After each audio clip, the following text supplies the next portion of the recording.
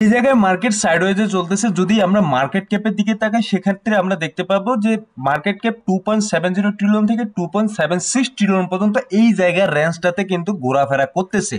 এবং বিটকয়েনের ক্ষেত্রে যদি দেখি সেক্ষেত্রে বিটকয়েন কিন্তু অলমোস্ট একটা সাইডওয়েজ মার্কেটে চলতেছে। সেটা গতকালকের ভিডিওতে আমি কিছু ইম্পর্টেন্ট বিষয় নিয়ে আলোচনা করছি এবং আমার মনে হয় যে এই বিষয়গুলো নিয়ে এই মুহূর্তে আলোচনা করা দরকার একটা মাত্র কারণে, যে মার্কেটে আসলে চলতেছে কি, মার্কেটে হচ্ছে কি।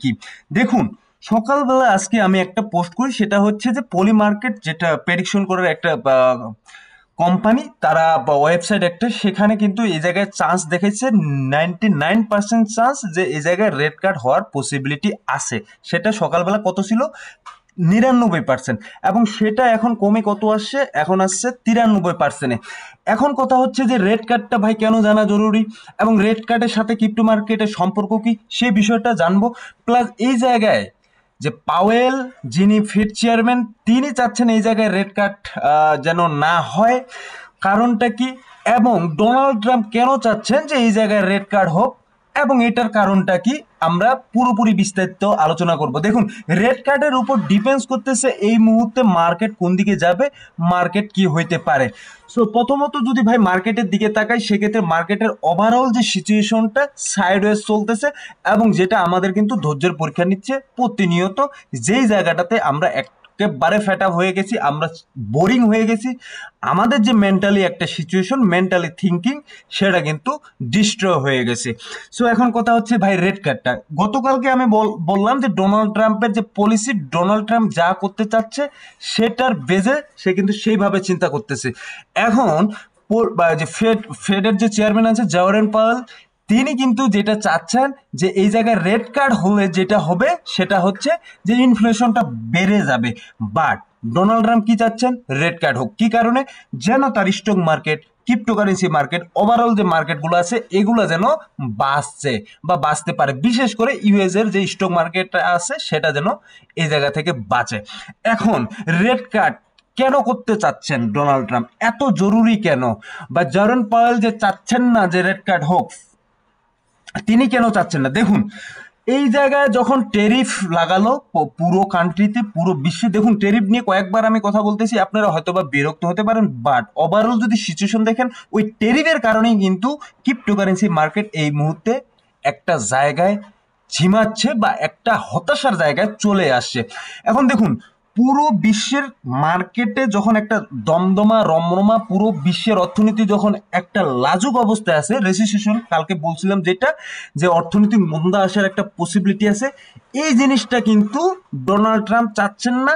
তিনি চাচ্ছেন যে ভাই আমি তো সবাইকে টেরিফ লাগাই দিলাম, ওরাও টেরিফ লাগালো, লাগানোর পরে কিন্তু ইউএস স্টক মার্কেটের সমস্যা হয়েছে, আরো কিছু কিছু জায়গায় সমস্যা হয়েছে। তো আমরা এখন কি করব? এই জায়গাটাতে ডলার প্রিন্ট করব, ডলার আনবো এবং ডলার আনার পর আমরা মানুষদেরকে বা ইউএস যারা স্টক মার্কেটে যারা ইনভেস্ট করতে চাচ্ছে তারা যেন ইনভেস্ট করতে পারে বা মানুষের কাছে যেন টাকাটা থাকে, এরকম একটা চিন্তা আছে। সো এখন কথা হচ্ছে, এটা ঠিক আছে, উনার যুক্তি উনারটা ঠিক আছে। যদি রেড কার্ড এই জায়গায় হয়, যদি মানি প্রিন্টিং হয়, দেন কিন্তু আমরা মার্কেটে একটা ভালো মুভমেন্ট দেখতে পাবো।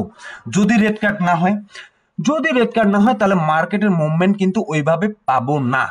এখন তারপরে এই জায়গায় কথা আছে, যদি পাওয়েল চিন্তা করেন যে মার্কেট সম্পর্কে একটু ভালো বা যদি বক্তব্য দেন এবং মার্কেটে কি চলতেছে না চলতেছে, কিভাবে চলবে মার্কেট, সেটা নিয়ে যদি একটা ভালো বক্তব্য দেন, সেক্ষেত্রেও কিন্তু আমরা মার্কেটে একটা ভালো মুভমেন্ট দেখতে পারি।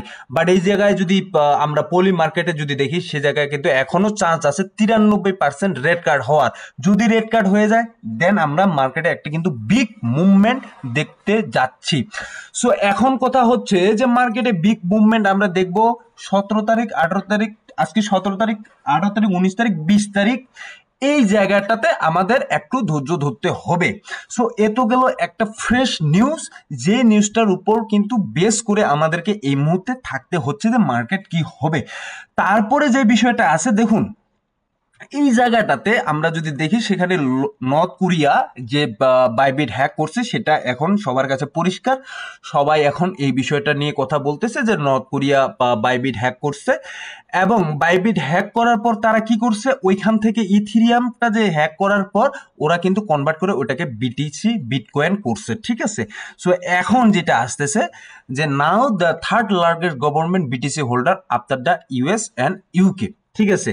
সো এই যে সাউথ কোরিয়া বিটকয়েন হোল্ড করতেছে এবং ভুটান হোল্ড করতেছে, এল সালভাডোর হোল্ড করতেছে। দেখুন সে কিন্তু একটু ফ্রড করে এই জায়গাটাতে হোল্ড করছে, বাট আমার মনে হয় তারপরও যে কান্ট্রিগুলো আছে, তারপরও যে স্টেটগুলো আছে যে তারা বিটকয়েন হোল্ড করার দিকে বা ইথিরিয়াম হোল্ড করার দিকে মনোযোগ দিছে, এই জিনিসটা কিন্তু আমাদেরকে একটু মাথায় নিতে হবে যে কেন তারা এই জায়গায় বারবার হোল্ড করতেছে, ঠিক আছে। এবং এই জায়গাটাতে দেখুন যদি আমরা দেখি বাইন্যান্সের একটা নিউজ আসছে, আপডেট নিউজ, যে আপডেট নিউজটা কিছুক্ষণ আমি টেলিগ্রাম চ্যানেলে এই জায়গাটাতে দিলাম যে Binance announce 0% trading fee on Binance wallet until September 2025, ঠিক আছে।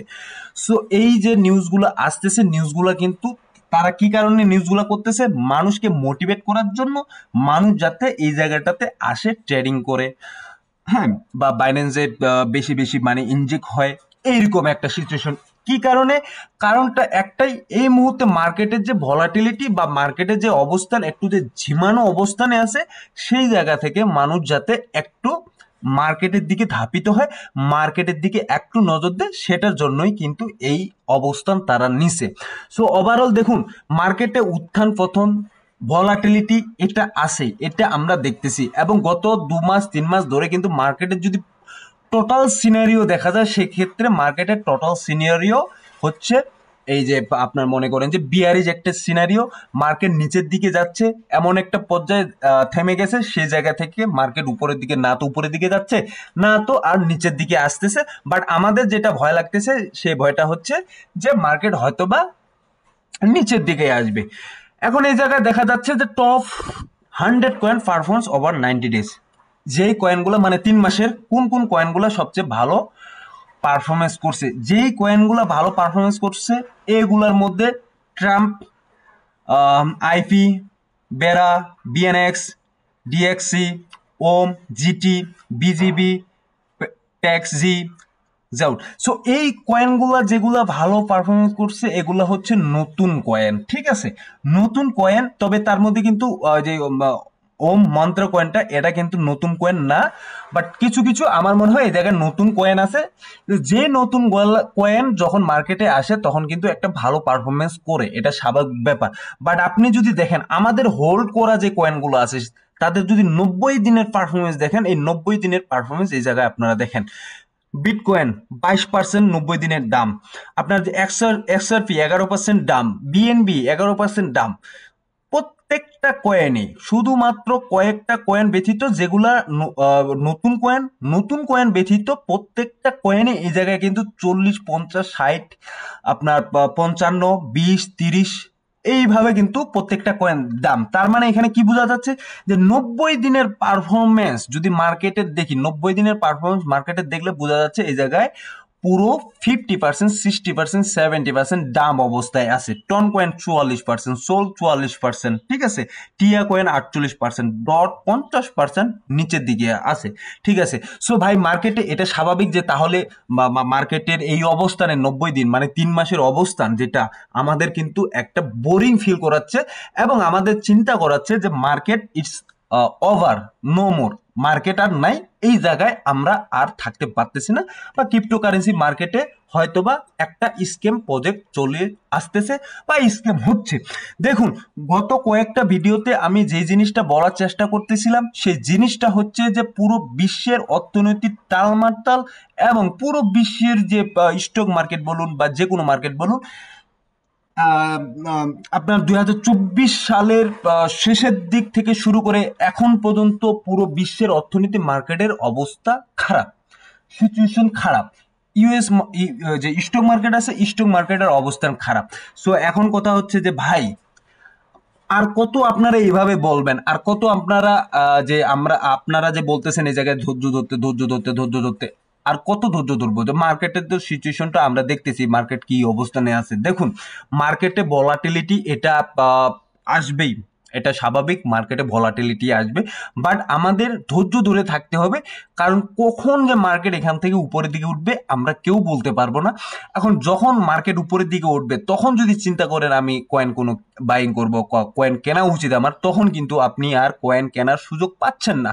সো আপনার মাথা এই বিষয়টা একটু মাথায় ঢুকাই নিন যে মার্কেট উপরে উঠবে অ্যাট এ মোমেন্ট, যে কোনো সময় উঠতে পারে এবং পসিবিলিটি বেশি। এই জায়গাটাতে রেড কার্ডের উপর এই মুহূর্তে ডিপেন্ড করতেছে কোন দিকে যাচ্ছে, মানে এটা আমরা পেয়ে গেলে তাহলে বুঝবো যে মার্কেট আসলে কোন দিকে যাচ্ছে, কি করতেছে। সো ওভারঅল যদি মার্কেটের কন্ডিশন এই, এবং মার্কেটে সেইভাবে ভালো কোনো নিউজ নেই যে নিউজের বদলতে আপনাদেরকে কিছু আমরা বলতে পারি বা আমি কিছু বলতে পারি। বাট এই মুহূর্তে মার্কেটে যতটুকু আছে, যে রেড কার্ডের যে ইয়াটা ব্যাপারটা, সেই ব্যাপারটাই কিন্তু আপনাদের সাথে আলোচনা করলাম। সো ধন্যবাদ সবাইকে, ভালো থাকবেন, সুস্থ থাকবেন, দেখা হবে নতুন কোনো ভিডিও নিয়ে আগামী দিনে।